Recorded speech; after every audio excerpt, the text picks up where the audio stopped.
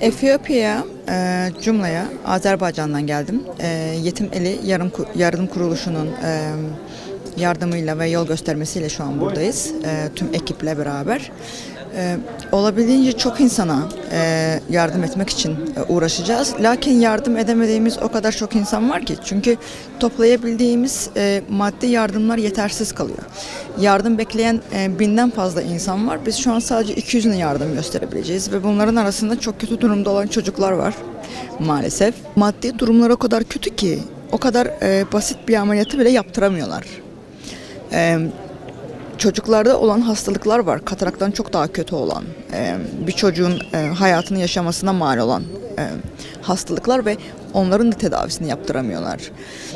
Ve bunların hepsi için şu an buradayken elimizden gelenin hepsini yapacağız ama yine de yetersiz kalıyoruz. O yüzden de yardımcı olmak isteyen insanlar varsa lütfen Yetim Eli Yardım Kuruluşu'yla bir şekilde kontak kurup ellerinden geleni esirgememelerini rica ediyorum bir doktor olarak.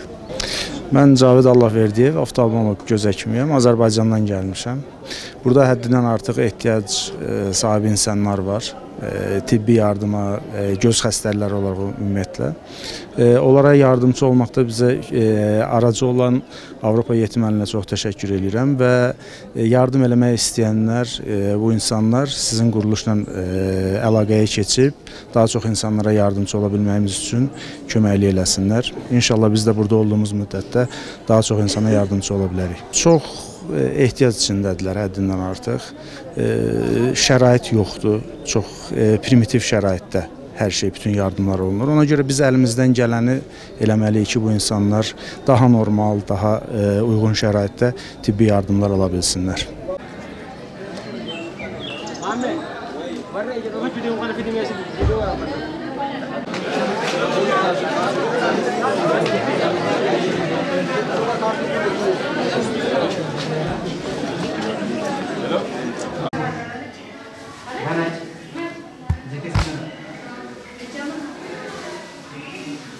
Allah yardımcı olacaklar mı yoksa?